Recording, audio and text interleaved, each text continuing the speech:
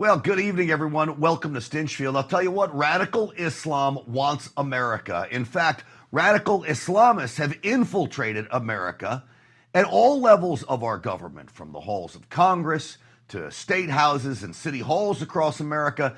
Now, apparently, radical Islam is also infiltrating our police forces across America. I want you to take a look at this patch. This was texted to me numerous times by 8 a.m. this morning. People outraged that Dearborn Heights, Michigan, would put Arabic writing, Dearborn Heights in Arabic, on one of its police patches for officers to wear in the field. Now, let me remind you, we live in America. There should be no other language on a police force patch other than English, but especially Arabic, representing Islam, that represents Sharia law, that has nothing to do with the equal treatment of all kinds of people. They hate women, they hate gays, they hate anybody that doesn't agree with their radical way of thinking. You can put that on a patch representing law and order, my Lord. So if you don't think that they want America, let me remind you of this. Well, guess what? Now we're in Congress, and we're every corner of the United States. Y'all, they just don't get it. They just don't get it. They will never truly comprehend, Jama'ah, even after 7 decades, that we aren't going anywhere. We are just getting started. I want to say to all of them, every genocide enabler, look at this room. We ain't going anywhere. That, of course, is Congresswoman Rashida Tlaib.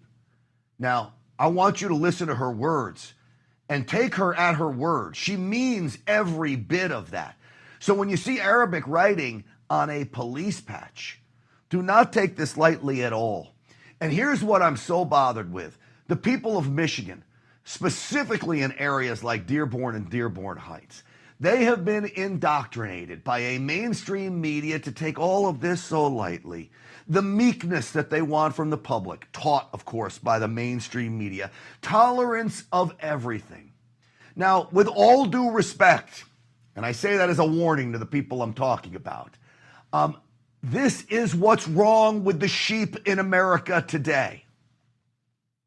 I mean, like I said, it's different. I don't agree with it, but I don't disagree with it. It is the first one in the country to have Arabic on it. What do you think? Wow. Awesome. I wish I knew how to say awesome in Arabic. Do you think there's probably some haters out there? Of course. That's everywhere, though. First off, the media. How about the reporter? You think there's haters out there? We're going to try to get you to just drum up trouble with all the Make America Great Again conservatives that put America first, especially when it comes to law and order. And we want people to assimilate into this country, not change this country. That's not about hate. It's about protecting the values and society that we created that make this country the greatest nation on earth. And how about the first gentleman? I don't support it, but I do support it. I don't mind it, but I do. It's okay. It's not bad. What? Come on, get a backbone. But this is the problem with too many in America today. Not all you watching this program, I promise you. If you're in Stinchfield's army, you got backbone. I know it. But we've got to make some changes around here, and we've got to get the rest of the public to get clued in to all of this. So when I say assimilate, we need to assimilate. You know, radical Islam, when you talk about Sharia law, it is the opposite of tolerance. They hate women. They want to cover up all of women's skin. Forget about it. If you're gay, they will throw you off a roof, and that's what we're going to put on a police officer's uniform. This was the now deleted Facebook post from Dearborn Heights, Michigan. It reads, this patch was created by Officer Emily Murdoch, who designed it to reflect and honor the diversity of our community, especially the many residents of Arabic descent who call Dearborn Heights home. By incorporating Arabic script alongside English, this patch represents unity and respect and our shared commitment to service. This patch was created by a woman, Do you not understand that when it comes to Islam, you, Officer Emily, have no rights? But I'm sure you're clueless to that. And it's sad because that's where we are in society. So the people that support this are probably the same people that love the gays for Gaza nonsense, right? Again, I want Islamists to ingratiate themselves into our culture, not try to change our culture like this imam in Boston. Islam is America's future, or without Islam, America will meet its demise. Islam means submission to the will of God. This is one nation under God. I believe that even if you lied, and even if you lied about this, we hold these truths to be self-evident, that all men are created equal, and you never believe that. Now you tell me, does that mesh with our Constitution, with our values based off of Christianity and Judeo-Christian values? No.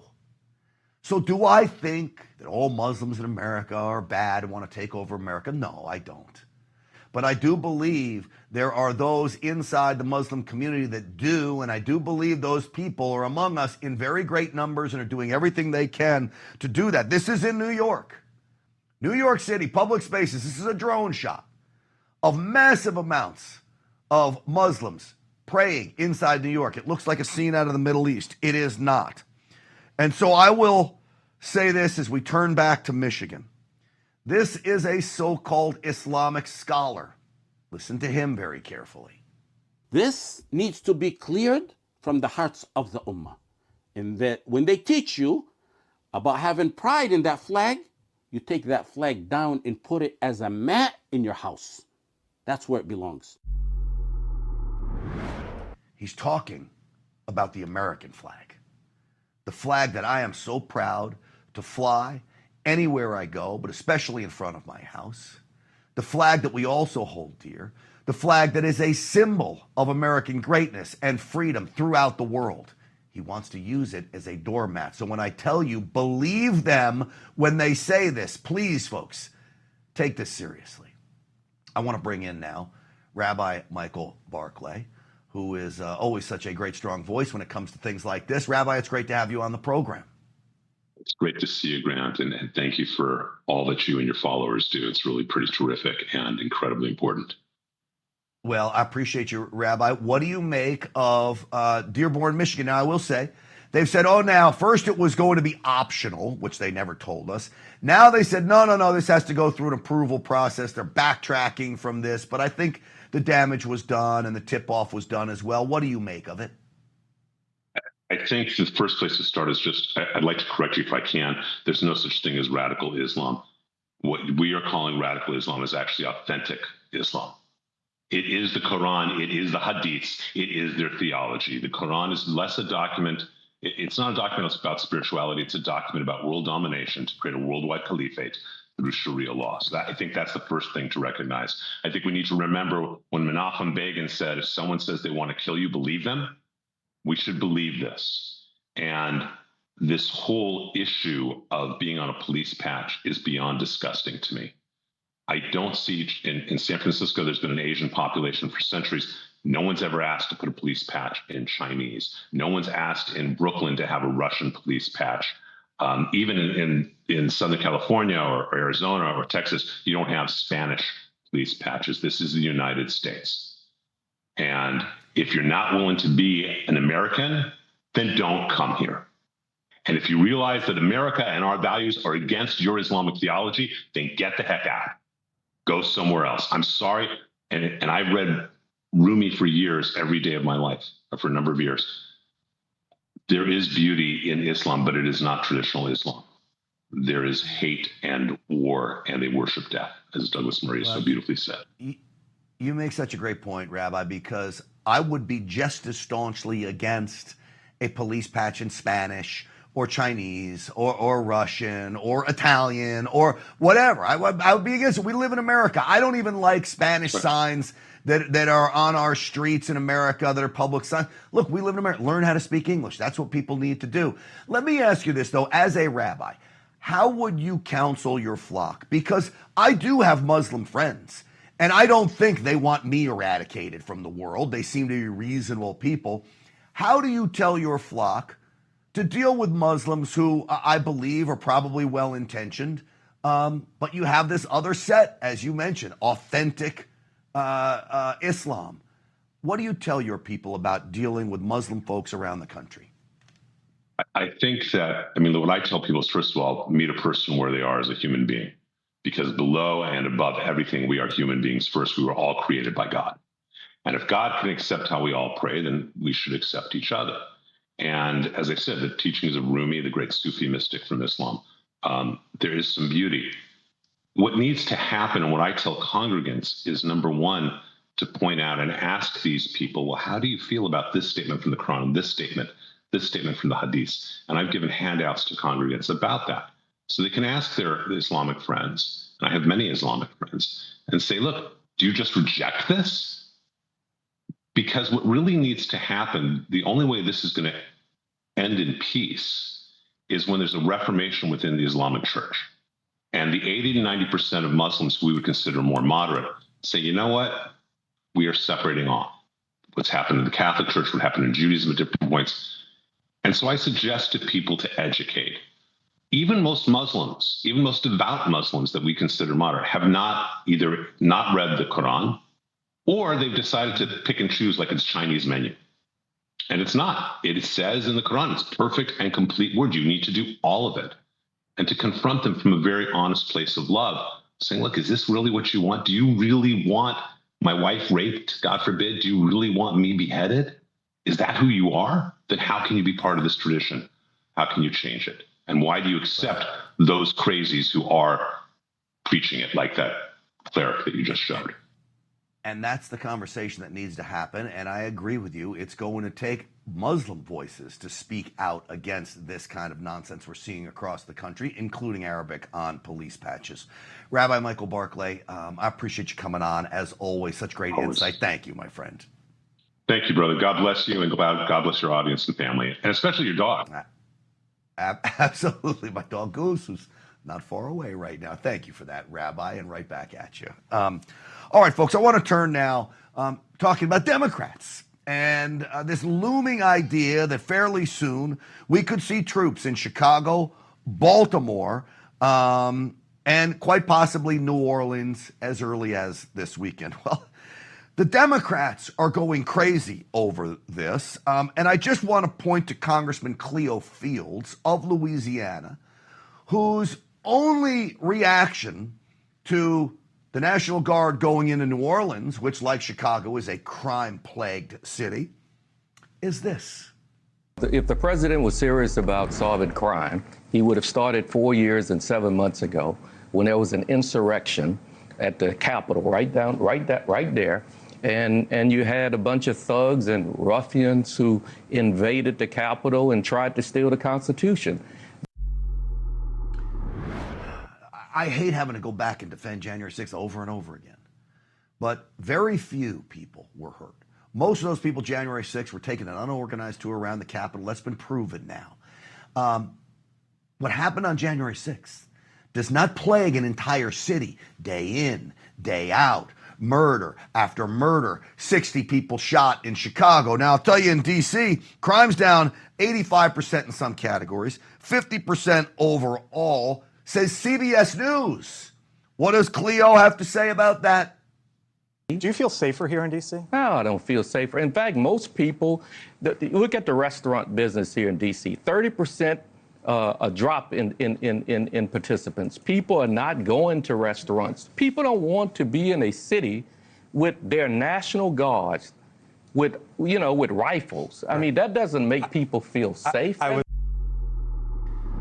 me just say this. He's comparing it to Restaurant Week last summer in D.C., okay? Which is not this week and when the Guard was in D.C., so it's not a fair comparison, Restaurant Week. And two, the National Guard does make people feel safer. It is about perception. I'll ask you this. How many arrests do you think the National Guard has made in D.C.? Crime's down. Like I said, some categories 85%. How many arrests the National Guard made? What have I told you? 0. So yes, perception matters, and it matters most with the criminals. The criminals have the perception that, you know what, I'm not going to make a move with the National Guard there, okay? But this, of course, is Jasmine Crockett from Texas. Listen. Yeah, I mean, clearly the White House, they are the hostile actors, whether we're talking about the Epstein files and them not coming out, or whether we're talking about him unlawfully going into various minority-controlled cities. And honestly, the list goes on. So we know where the hostility is coming from. Going into minority-controlled cities, yes, Chicago, Baltimore, New Orleans, the three that he may go into now, L.A., you already went into. Can I ask you, how are those cities doing? Now, I don't care that they're minority run. What I care about is that they're Democrat run. And they're disasters. They're hellholes, as President Trump says. One of the reasons, because you have idiots like Mayor Brandon Johnson in Chicago, who I don't say this lightly, okay, folks? I don't like to just call anybody an idiot. But this guy is not only an idiot, but he's an effing idiot, if you know what I mean. Okay? Listen to him on why crime is so bad in Chicago. The vast majority of guns do not come from Chicago. They are not made in Cook County. They are not bought in the state of Illinois. These guns come from red states. They are coming from Indiana. They are coming from Mississippi. They are coming from Louisiana. And that is the harsh reality. Well, you take a look at this chart, please. We got this from the ATF. 18,000 recovered guns in Illinois, okay? Where did they all come from? 9,000 of them plus came from Illinois. He mentioned Mississippi. Only 419 came from Mississippi. I'm sorry we don't have the chart. Trust me on this. And Louisiana didn't even make the top 15. So I don't know what he's talking about. The vast majority of guns on the streets are coming from Illinois, and they're in the hands of bad people because those bad people steal them, most likely from good people. I want to bring in now RAV border correspondent Ben Bergquam, who is in Chicago with a community leader there with the organization Save Our Community Coalition. His name is Bob Israel. Ben and Bob, welcome to the program. Hey, Grant, great to be with you. Thanks for the invitation as well. Ben, first off, let me ask your friend you're standing there with, how do you feel about the National Guard coming in, and when do you hope they get there? It's kind of debating when do I want National Guard, because I don't know how they're going to act, but I know it couldn't hurt. If it could save one life, it'll help. And I just heard somebody say something about deterring the bad guys. I think the bad guys would think twice if they knew a couple extra police officers watching them. So, you know, I don't think it's a bad idea. Ben, what have you found amongst the community there? Are most people supportive of this? Because the mainstream media is telling us, oh boy, nobody wants this. Yeah, well, one thing, first off, everyone you talk to, in particular on the South Side, and Bob Israel is one of the community leaders that invited me here initially when all the illegals were flooding in. Actually, Bob was the one who took me into the police stations to show me all the illegals covering the floors there.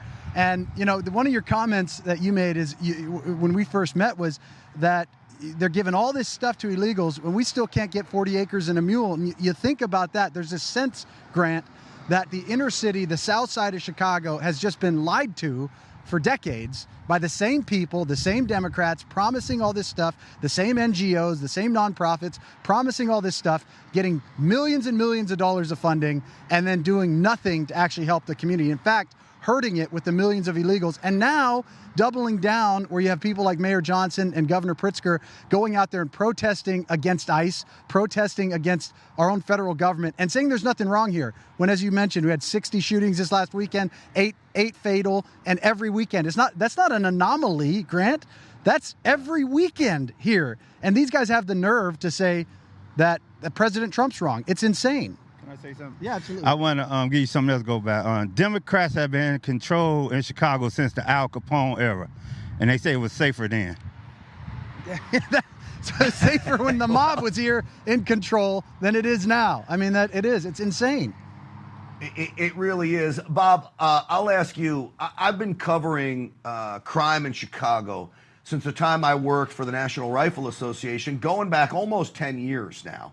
And every weekend we would report on the number of shootings. Nothing seems to have changed in 10 years. The media will focus on mass shootings. Every shooting is bad. They'll play it out for days.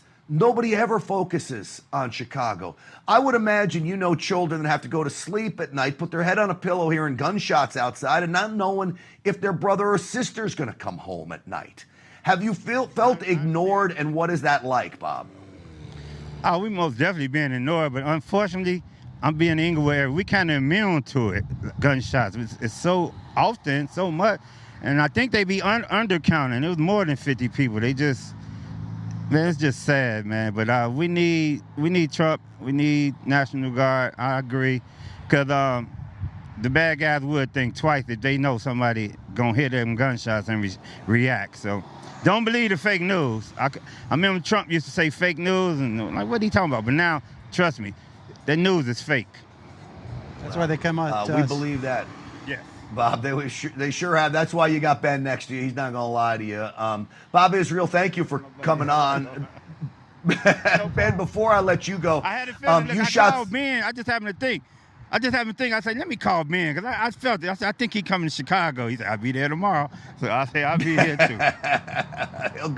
He'll go anywhere he's wanted. If there's chaos there, Ben's going to be there. Ben, you shot some video of ICE boarding up facilities in preparation for what? There it is on the screen there. What are they worried about most right now, Ben? Violence. You got that Jack something congressman out there talking about January 6th, ignoring 4 years of the real insurrection by Antifa and all of these groups, these communist groups across America that were burning down America. And now they're planning for it again. It's going to be a rehashing of the first 4 years of President Trump. They knew his policies worked, so they couldn't attack his policies. So what do? They send their brown shirts out, the communist brown shirts out into the streets, and that's what they're preparing for. And unfortunately, when you have a city that stands down, that doesn't prosecute criminals, you got Soros DAs that allow criminal activity. That right behind me. Oh, by the way, we're standing out in front of the jail. Let me just give you a little update. We don't even know how many illegals. I was talking to ICE directors here locally. We don't even know how many illegals are in there. There's an estimate between 300 and 500 illegals in there at any one time. But they don't know because the jail doesn't share information with them. So instead of picking up the illegals and deporting them directly out of the jail, these guys have to go into the city. Well, what is the city doing? They are inviting the criminals in their community. And this isn't like the inner city criminals. This is the Antifa, the communists, the leftists that want to destroy this country to go out and cause mayhem. The illegal aliens, the jihadists now, all of these groups. So they're anticipating it at the ICE offices, at the federal buildings, all over the city. They're anticipating that. So instead of actually protecting their community, Mayor Johnson and Governor Pritzker are actually inviting more violence into the community. Yeah, they sure are. Ben Bergquam, great work as always. Bob Israel, know that we pray for you and your community, and really, quite frankly, all we want is peace, not just for Chicago, but for every city across the country, and I mean it. Thank you both for coming on tonight. All right, moving on, folks. We're going to continue to cover that story. Ben did some great work about ICE Air, and maybe we get him on Monday to talk about that and basically the airlines to deport people and how ICE is running its own right now. It's pretty impressive. All right, folks, you need to learn about energized health and intercellular hydration, supercharge your energy, boost your immune system, and dramatically increase your brain function. Look and feel years younger, all through a simple and natural process. Don't believe me? Go to energizedhealth.com and check out hundreds of amazing testimonials. Energized Health offers a 100% money-back guarantee. They're A+ rated and have helped thousands over 20 years. Go to energizedhealth.com. While you're there, check out their free masterclass. That's energizedhealth.com, and you tell them that Grant Stinchfield sent you. All right, the Russia-Ukraine war could be coming to an end, but not how you may think. It's next.